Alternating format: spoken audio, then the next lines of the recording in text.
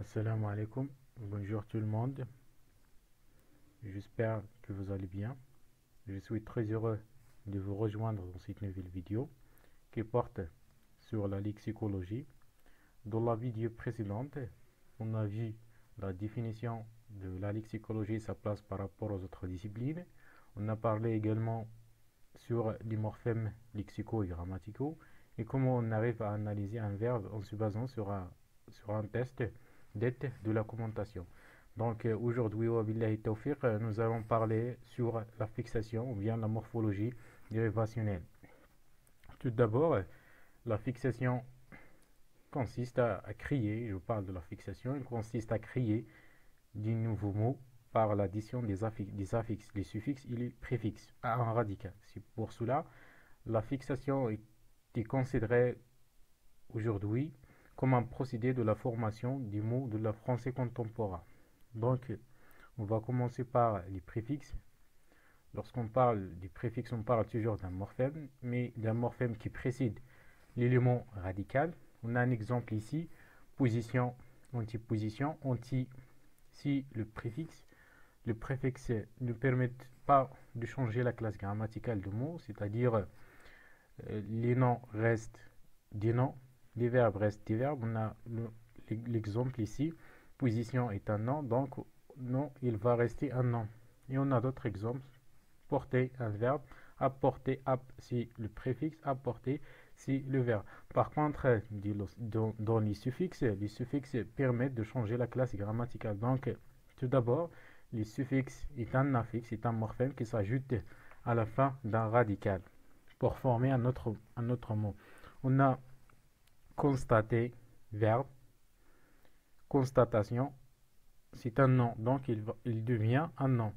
Moderniser plus action, modernisation. Adorable plus able, adorable. Il devient un adjectif.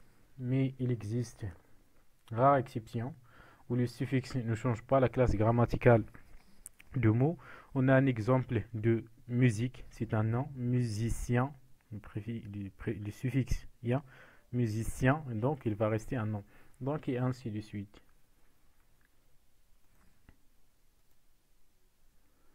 Dans un examen de la lexicologie, vous pouvez trouver ce genre de questions. Découper en morphème le mot suivant, décentralisation.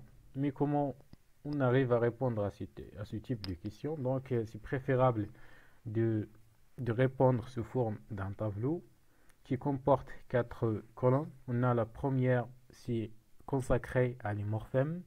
La deuxième, c'est dans le mot à découper. La troisième, à des exemples. Et la dernière, c'est à les.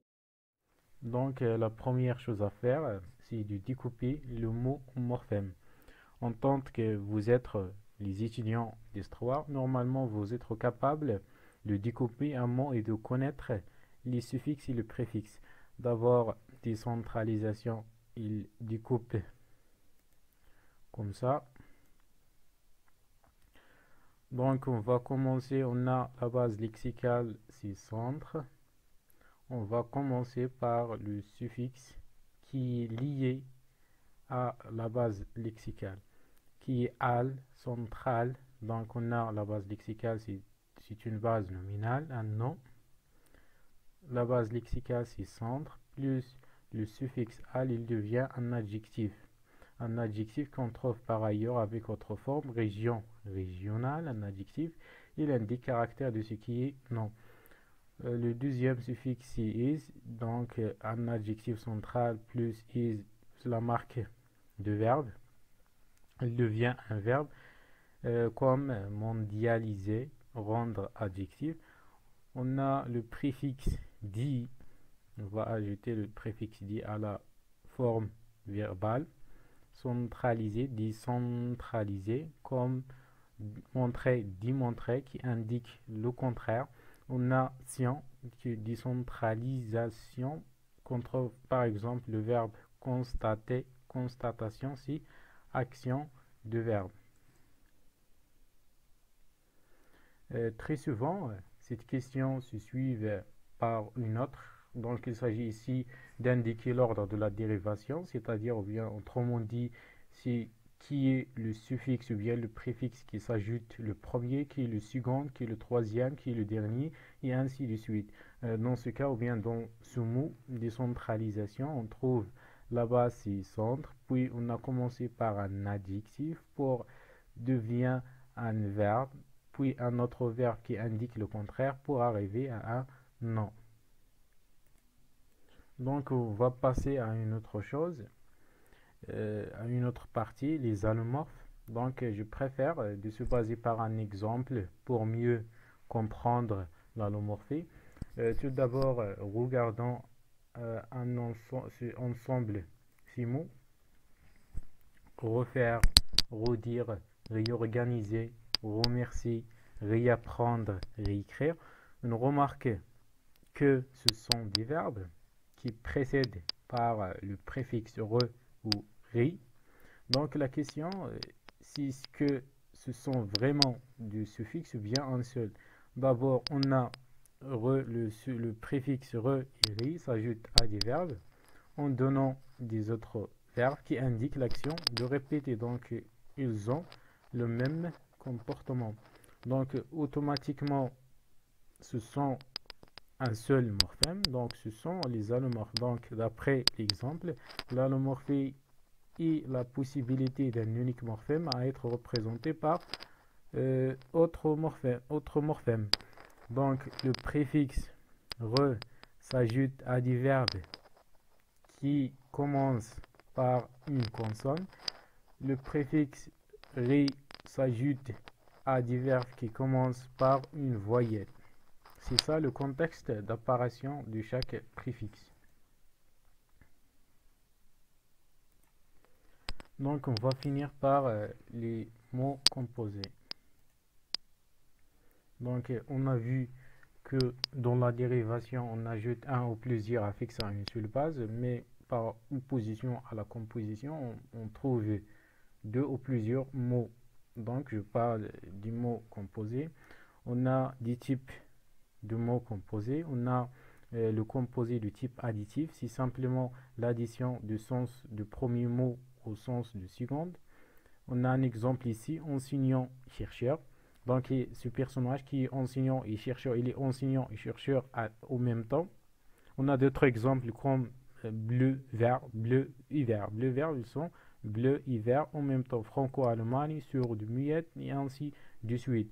On a le deuxième type, c'est déterminé ou bien déterminant. Donc, sur le cas où l'un des deux mots ou bien l'un des deux mots de composé, l'un complète l'autre. On a un exemple, une autoroute, c'est une route qui est réservée pour les autos. On a endocentrique et excentrique. Endocentrique, la tête de composé est à l'intérieur. On dit la tête parfois, donc dans plusieurs mots composés, on trouve un élément plus central que l'autre. Ce élément, on le appelle la tête de mot composé. Donc, il est à l'intérieur de composé. Donc, on n'a pas besoin d'un autre élément pour comprendre le sens de composé. On a un exemple ici, oiseau, mouche. C'est un oiseau, donc l'élément de oiseau est présent, qui est comme une mouche. Par contre, dans les composés excentriques, on parle ici, lorsque la tête n'existe pas dans le composé, qu'il faut s'opposer à un élément extérieur. On a un exemple ici, rouge-gorge. C'est un oiseau qui a la gorge rouge. Donc l'élément de oiseau est absent dans ce composé. Donc voilà, nous arrivons à la fin de la vidéo. J'espère que ma simple explication sera utile pour tout. Merci de s'inscrire sur ma chaîne intitulée Espace de langue et la littérature française pour me supporter, m'encourager à continuer dans ce chemin. Si ça vous rassemble bénéfique, alors la vidéo suivante, il va porter sur la distinction entre un mot composé et une suite libre de mots et les tests qui permettent ou bien qui servent à cette distinction, c'est-à-dire la distinction entre un mot composé et une suite libre de mots. Et merci pour votre attention et à bientôt.